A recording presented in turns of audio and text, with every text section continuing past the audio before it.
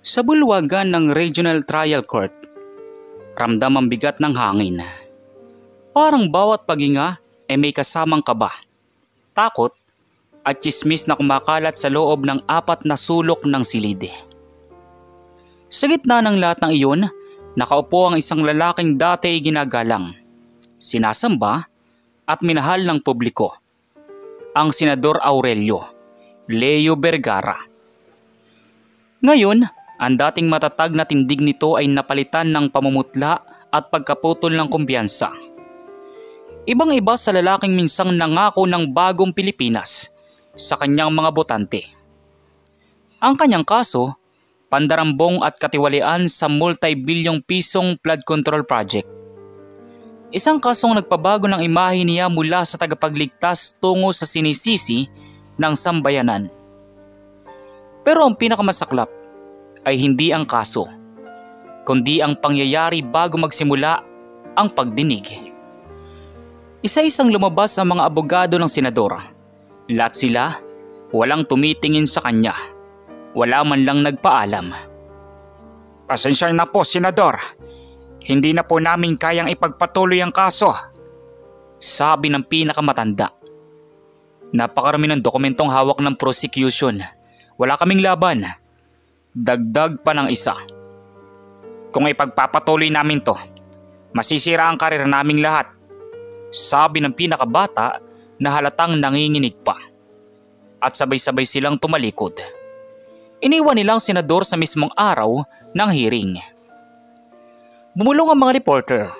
Nagbulungan ang mga taong nakaupo sa gallery. Ang ilang opisyal na kung dati ay yumuyukod sa senador, ngayon nakatingin na parang nakakakita ng kriminal. Sa harap, ang prosecutor ay nakangiti. Handa nang kainin ng sistema ang senador. At sa kauna-una ang pagkakataon, napansin ng lahat na mag-isa siya. Walang tagapagtanggol, walang kakampi. Hanggang may lumakad mula sa likuran, isang binatang payat, nakaputing long sleeve na halatang inuulit-ulit lang isuot. Medyo kupas, medyo gusot, pero malinis. Hindi kilala ng lahat. Hindi mukhang abogado. Hindi sikat. Pero ang pag-uusap ay biglang tumigil nang itaas niya ang kamay. Sir. Spectator area ho yan. Hindi po kayo pwedeng tumayo dyan. Unless... Your Honor, ako na po ang tatayong abogado ng senador. Nag-echo ang mga salitang iyon sa buong korte. Parang lumutang ang katahimikan. Ang mga reporter ay napatayo, ang prosecutor ay natawa ng bahagya, at ang korte ay naguluhan. Ang senador mismo ay hindi makapaniwala sa sinabi ng binata. "Anak, sino ka? Hindi kita kilala," tanong ni Senador Vergara. Huminga ng malalim ang binata, at sa harapan ng lahat, buong tapang na sinabi ang mga salitang hindi inasahan ni numan. "Ako po si Elijah Ramos, anak ng janitor dito sa korte. Ang tatay ko po naglilinis ng opisina niyo dati, Senador," sabi ng binata. Nagbulungan agad ang mga tao. Anak ng janitor? Abogado? Posible yun. Pero hindi pa doon nagtatapos ang gulat. "Hindi po ako sikat na abogado. Hindi rin po ako kilala. Pero pumasa po ako sa bar exam nitong taon. Dito po mismo sa korte ako nag-review tuwing madaling araw habang nagwawalis ang tatay ko. Ang ama ko po, idol niya kayo. Kahit ang buong bayan ay nagsisimula ng maniwala na magnanakaw kayo, hindi po siya naniniwala." Ramdam ang pagbigat ng bawat sinabi niya. May kakaibang katapatan. May bigat sa bawat letra. At si Senador Vergara na buong buhay ay nasanay sa bulero, sa mga taong nagpapanggap, sa mga politikong may agenda, ngayon ay hindi makapagsalita. "Your Honor, ako po ang kakatawan sa kanya. Hindi ko po siya kilala ng personal. Pero kilala ko ang hustisyang ipinapangako ng bansang ito. At hindi po ako papayag na mawala ng tao ng abogado sa gitna ng laban." Umalingaw-ngaw ang bulungan sa courtroom. May natatawa, may nagtataka, May mga abogadong umiiling na parang nanonood ng kabataang manggigiba sa sarili niyang kinabukasan. Pero may isang bagay na hindi nila nakita. Ang tapang, ang paninindigan, at ang apoy sa mata ni Elijah. Apoy na hindi nabibili ng diploma o ng kabarangay na titulo. Sa isip ng senador, bakit may batang ganito? Bakit siya? Anong pakialam niya sa akin? Pero mas malalim pa roon, may bahagyang pag-asa na humaplos sa puso niya. Isang pakiramdam na matagal na niyang hindi naaamoy sa paligid ng politika. Kagandahang loob. Bata, kung sinasabi mong abogado ka, ipakita mo ang iyong credentials, sabi ng matandang judge. Inabot ni Elijah ang folder. Nandoon ang kanyang bar ID, authentication at oath certificate. Tiningnan niyo ng judge, tiningnan ng prosecutors at nang wala silang makita na isang bahid ng problema. The court recognizes Attorney Elijah Ramos as counsel for the defense. Proceed.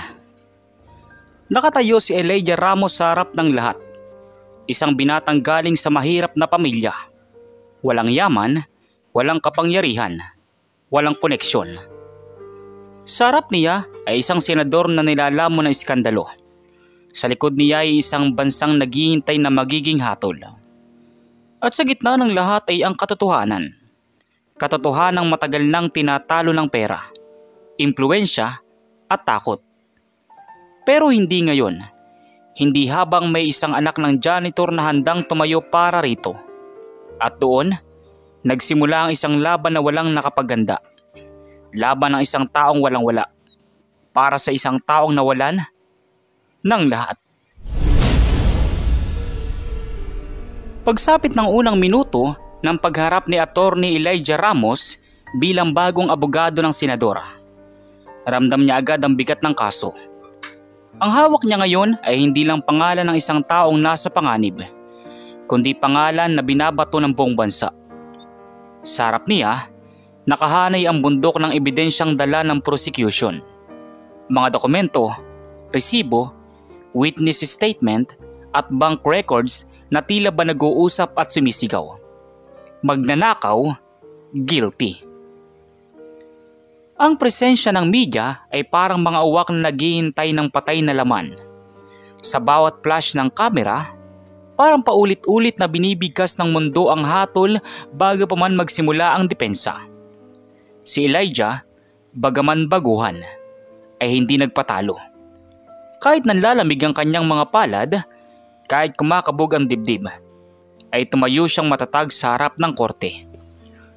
Your Honor, bago magsimula ang defense counsel, nais lamang po namin i-clarify sa court kung naiintindihan ng batang abogado ang seryosong bigat ng kasong ito.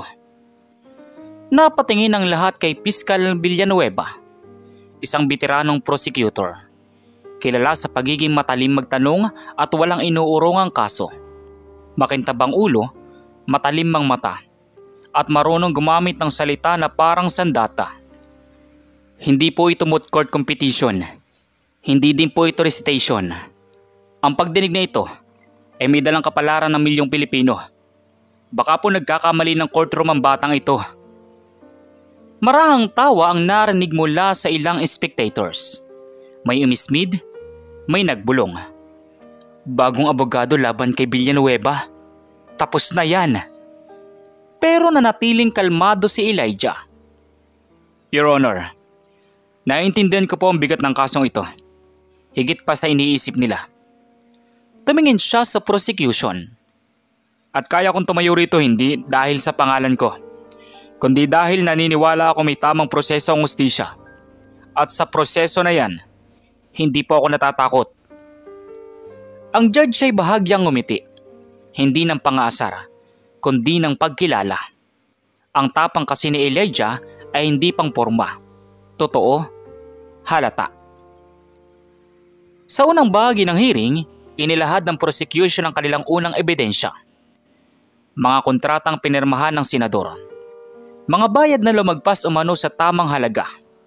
listahan ng ghost projects na umano'y pinunduhan pero hindi natapos. At pinakaimportante, mga bank transfer na konektado kay Vergara. Habang isa-isang inilalapag ang mga papel sa mesa ng korte, si Senador Vergara ay palihim na nagsisikip ang dibdib. Ang bawat dokumento ay parang kuko na pumupunit sa reputasyong buong buhay niyang binuo. Si Elijah, sa kabilang banda, ay tahimik lamang na nag-oobserba. Hindi siya nagpapaapekto sa pagtili ng media sa labas ng courtroom. Hindi rin siya nagpapadala sa titig ng mga taong gigil ng hatulan ang senador. May binubuo siyang plano. Ilang oras bago magsimula ang hearing, nakaupo si Elijah sa maliit na coffee shop malapit sa korte. Hawak niya ang maliit na notebook kung saan nakasulat ang mga puntos na kailangan niyang tandaan. Sa gilid ng mesa, nakaupo ang tatay niyang si Mang Lando, janitor ng korte. Pawis, pagod, pero may halong tuwa sa mata habang pinapanood ang anak. Anak, sigurado ka ba dyan? Baka naman masyado mong dinadamay ang sarili mo. Senator yan, malaking tao. Ikaw, baguhan pa lang. Tay, hindi ko ginagawa to para sa senador. Humigop siya ng kape. Ginagawa ko to dahil sa prinsipyo. Kung iiwan siya ngayon ng lahat, ibig sabihin ba nun, guilty na siya agad? Umiling ang binata. Hindi ganon ang hustisya, tay. At ngayon, heto siya. Nakatayo sa gilid ng courtroom. Dala ang prinsipyong iyon. Tinawag ng prosecutor ang kanilang unang witness, si Engineer Lydia Marquez, project manager ng flood control program. Matikas ang tindig nito, may professionalism, pero sa likod ng tono niya, halatang may kinikimkim. Engineer Marquez, maaari mo bang sabihin sa court kung anong nakita mo tungkol sa flood control project? Your Honor, nakita ko po na ang mga pundong inilaan ay lumihis.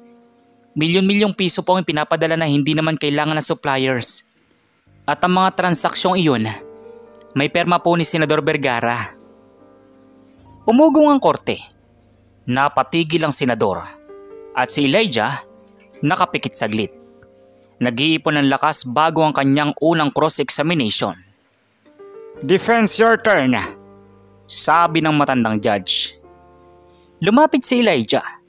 Hindi nanginginig. Hindi nag-aalangan. Nakatitig si Piskal Villanueva sa kanya na parang sabik makita kung paano siya madadapa. Pero ang hangin sa courtroom ay parang nagbago. Parang may paparating na hindi nila inaasahan. Engineer Marquez, ilang taon na po kayo nagtatrabaho sa gobyerno? Tanong ni Elijah. 15, sabi ni Engineer Marquez. Sa loob ng 15 years, ilang senador na po ang dumaan sa inyo? Marami. Tama po ba na ang perma sa dokumento ay hindi ibig sabihin siya mismo ang nagdesisyon? Tama naman, pero... Ilang beses po bang nangyari sa inyo na may dokumentong dumaan sa mesa nyo na hindi nyo personal na nakita ang pinagmulan? Maraming beses.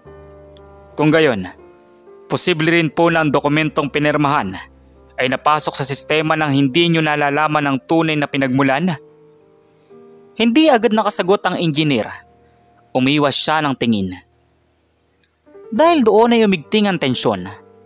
Ang mga tao na kanina'y may halong pangalipusta sa binata, ngayon nakikinig na. Si Piskal Villanueva ay naiirita. At si Senador Vergara napanganga. Hindi niya akalain na kaya ng batang ito na patumbahin ang isang senior project manager sa loob lamang ng ilang tanong. Engineer, huling tanong na lamang po. Lumingon siya sa korte. Sa unang tingin, mukhang malinaw na ebidensya ang mga papeles.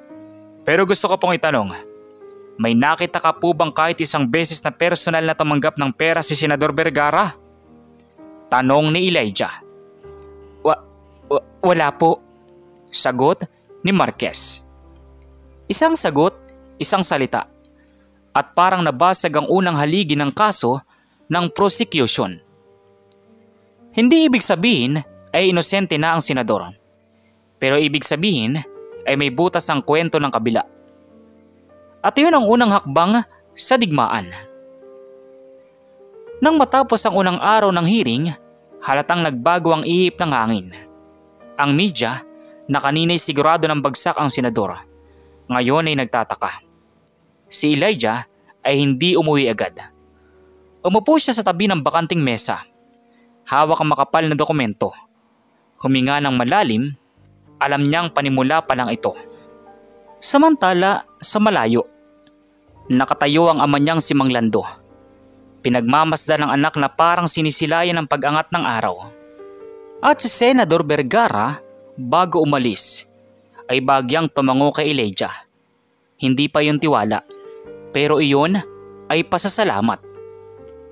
At habang lumalapit ang gabi, isang bagay ang malinaw. Hindi magiging madaling laban ito. Pero hindi rin ito magiging laban na ipagpapalagay ng mundo na tapos na, bago pa man magsimula. Kinabukasan, bago pa sumikat ang araw, gising na si Attorney Elijah Ramos. Hindi dahil sa kaba, bagkus dahil sa bigat ng responsibilidad na unti-unti nang bumabalot sa kanya. Habang naglalakad siya papunta sa korte, dala ang lumang messenger bag na regalo ng kanyang ama noong pumasa siya sa bar. Ramdam niya ang mga matang nakatingin. Mga jeepney driver, tendera, estudyante. Lahat ay nakilala na ang batang abogado sa social media. May mga nagtataka. Kaya-kaya niya? Sabi ng iba. May iba namang umahanga. Ang tapang ng bata. Pero ang pinakamasakit ay ang mga nagdududa. Bayaran din yan. Wala namang libreng kabaitan. Sabi ng iba. Hindi niya sila masisisi. Ang mundo ngayon ay hindi basta naniniwala sa kabutihan. Pero hindi iyon ang pumipigil sa kanya. Pagdating niya sa korte, nakita niyang nakaabang ang napakaraming media. Nakiusap ang isang guard na dumaan siya sa gilid upang makaiwas sa flash ng kamera. Sa hallway, nakita niya ang ama niyang si Mang Lando. Naglilinis ng sahig. May hawak itong map at may ngiting pinipigilan. "Oh, anak, handa ka na?" "Handa naman, tay. Pero mukhang mas mabigat ang laban ngayon." "Tandaan mo lang, anak. Hindi mo kailangan talunin ng buong mundo. Ang kailangan mo lang ay ipaglaban ng tama. Yan ang tinuro ko sa'yo." Tumango si Elijah. Nagpaalam sa ama. At sa bawat takbang niya papasok ng courtroom, parang tumitibay ang loob niya. Samantala sa kabilang banda naman, sa loob ng courtroom, puno muli ito. Lahat ay sabik malaman kung ano ang ibubulalas ng prosecution sa ikalawang araw. Sa mesa ng defense, tahimik si Senador Vergara. Hindi na katulad ng unang araw na puno ng takot ang mata. Ngayon ay may kunting pag-asa. At doon nagsimulang magsalita ang prosecutor. "Your Honor, ihaharap po ng prosecution ang ebidensyang magpapatunay na ang senador ay tumatanggap ng pera mula sa kontraktor ng flood control project. Isang USB drive na naglalaman ng bank transfer at letter of acknowledgement," sabi ni Piskal Villanueva. Umigting ang tensyon. Ang mga taong nakamasid ay halos hindi makahinga. Si Elijah ay napatingin sa USB drive, isang maliit na bagay na kayang gumiba ng karera ng senador. Inilagay ito ng piskal sa pulang envelope. Maingat, parang nag-aalok ng bomba. "Your Honor, humihiling po kami na ipasok ang USB bilang exhibit at ipacheck ng forensic analyst ang laman nito para sa authenticity." "Defense, any objections?" tanong ng matandang judge. Tumingin si Elijah kay Senador Vergara. Tumingin ang senador pabalik. Walang salita, pero may pakiusap sa mga mata. At doon, may isang katotohanang sumagi sa isip ni Elijah. Sa dami ng iskandalo sa gobyerno, halos lahat ng USB ay may bahid ng pagdududa. Your Honor, bago ko po sagutin, nais ko lamang po sanang malaman mula sa prosecution. Saan ang galing ang USB na yan? Tanong ni Elijah. Anonymous source, sabi ng piskal. Nagkatinginan ng mga tao. Maging ang judge ay napaangat ng kilay. Anonymous, Your Honor, hindi po ba delikado na ipasok sa kaso ang ebidensyang hindi alam ng pinagmulan? Wala pong chain of custody. Walang witness sa pagkuha. Walang authentication. Counsel, ebidensya po ito. Masama na ba ngayon ang gumawa ng tama? Naiinis na sabi ng piskal. Hindi po masama ang gumawa ng tama, piskal. Pero masama ang gumawa ng ebidensya. Mas malakas ang reaksyon ng lahat. Narinig ang mahihinang, "Uy!" at "Grabe!" Si piskal ay namulang tenga. Ang judge ay nagtaas ng kamay upang manahimik ang lahat. Piskal, can you prove the authenticity of this USB? Tanong ng judge. We can, Your Honor. Ipapasuri namin sa forensic. Sagot ng piskal. Your Honor, tumaas ang boses ni Elijah, pero magalang. A forensic check can answer whether the files were edited, but not who originally made them. Hindi maipapakita ng forensic kung totoo ang narrative sa likod ng dokumento. Isang segundo ng katahimikan. Isang segundo na parang bumagal ang mundo. At doon, nagsalita ang judge. Objection sustained. The USB drive is not admitted as evidence until origin is verified. Sabi ng matandang judge. Ang mukha ni Piskal Villanueva ay parang sumabog. Si Elijah ay huminga ng malalim. At si Senador Vergara ngayoy tila nabunutan ng tinik. Ngunit hindi pa tapos ang laban. Nagpahinga ang korte ng 20 minutes. Lumabas si Elijah upang magbasa ng notes. Habang naglalakad sa hallway, may babaeng tumawag sa kanya. Isang babae na hindi niya kilala. May hawak na brown envelope at nanginginig ang kamay. Attorney Ramos? Sabi ng babae. Opo, kayo po. Huwag na po akong tanungin kung sino ako. Pero kailangan niyo po ito. Kung ayaw niyong matalo. Iniabot niya ang envelope. Pagbukas ni Elijah, ang laman ay mga papel, mga scanned signatures, mga memo, at isang dokumentong may pamagat. Project Altera, Internal Reassignment Order. At doon, nakita niyang pangalan. Isang pamilyar na pangalan. Engineer Lydia Marquez.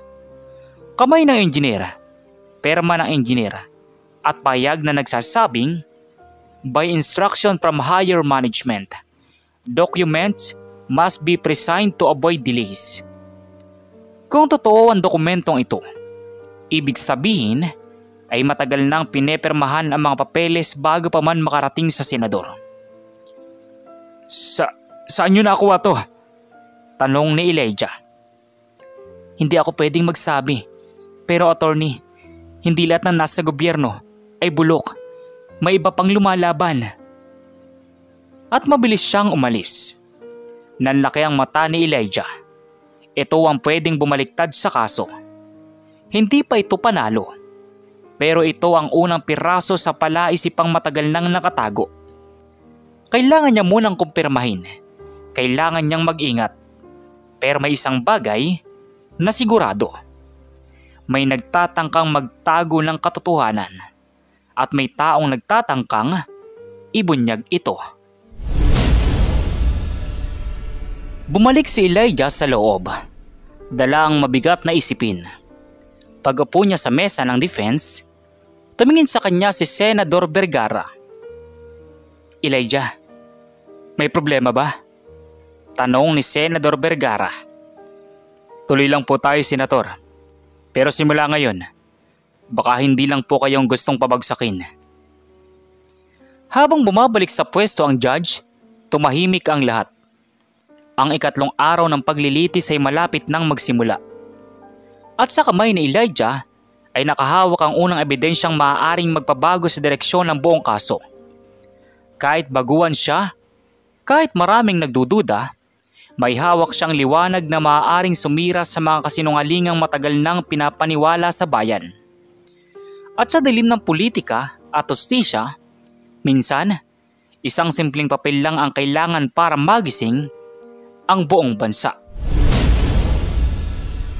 Puno ang courtroom, puno ng tensyon, puno ng mata na nakatutok kay Attorney Elijah Ramos. Ang batang anak ng janitor na ngayon ay umaharap sa pinakamalaking laban ng kanyang kabataan. Sa harap niya, naroon ang Senador Vergara. Payapa, ngunit halatang kinakabahan. Sa gilid, nakatitig ang prosecutor, handang manlamon. At sa gitna ng lahat ay ang hukom na sa wakas magbibigay ng desisyon. Pero bago ang hatol, ang korte ay nagbigay kay Elijah ng pagkakataong magsalita. Ang kanyang closing argument. Isang sandaling maaaring magbago ng lahat o tuluyang magpabagsak sa senador. Huminga si Elijah, mabigat, mahaba, bago nagsimula. Your Honor, bago ang lahat, gusto kong linawin na hindi ako tumayo rito dahil sa kapalit o dahil may ipinangako sa akin ng senador. Hindi ko siya kaibigan, hindi ko siya kamag-anak, hindi ko siya kilala. Luminga si Elijah sa mga tao sa galeriya. Ngunit may isang taong naniniwala sa kanya. Ang ama ko, isang simpleng janitor na walang pera, walang kapangyarihan, wala kahit anong posisyon. Pero may isa siyang bagay na hindi nabibili. Paniniwala sa kabutihan ng tao. Huminto siya sandali. Hindi dahil kinakabahan, kundi dahil ramdam niyang bawat salita ay may bigat. Sinabi ng marami, magnanakaw ang senador, kurap, ganid. Pero ano ang nakita namin? Isang tao, isang ama, isang Pilipinong nagkamali, pero hindi napatunayang nagkasala. Napatingin ang prosecutor, halatang naiinis sa direksyon ng argumento. Your Honor, ang flood control project, sinabi ng prosecution na walang kwenta, overpriced at ninakawan. Pero anong lumabas sa ebidensya?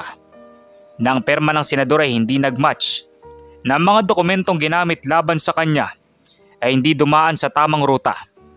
At higit sa lahat, walang testigong nagpakita dito na nagbigay o nakatanggap siya ng pera. Tumahimik ang courtroom. Walang sumingit. Walang nagreklamo. El Santo o Demonyo, parehong kailangan ng ebidensya para hatulan. Nagsimulang mag-ingay ang mga tao sa gallery, pero agad silang pinatahimik ng bailiff. Hindi ako tumayo rito para protektahan ng senador. Tumayo ako para protektahan ng hustisya. Umangat ang boses niya. Hindi galit. Hindi rin nagmamakaawa, kundi matatag. Parang bato sa gitna ng baha. Ang hustisya. Ang hustisya po ay hindi paghusga base sa kismis. Hindi paghatol base sa galit ng bayan. Ang hustisya ay pagtingin sa katotohanan. Hindi sa takot. Huminga siya ng malalim. At kung ang katotohanan ay hindi sapat ngayon, hindi ko hahayaang mabulag ang korte sa takot.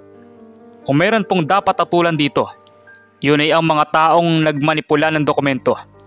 Hindi ang taong ginawang mukha ng kasalanang hindi naman niya napatunayang ginawa.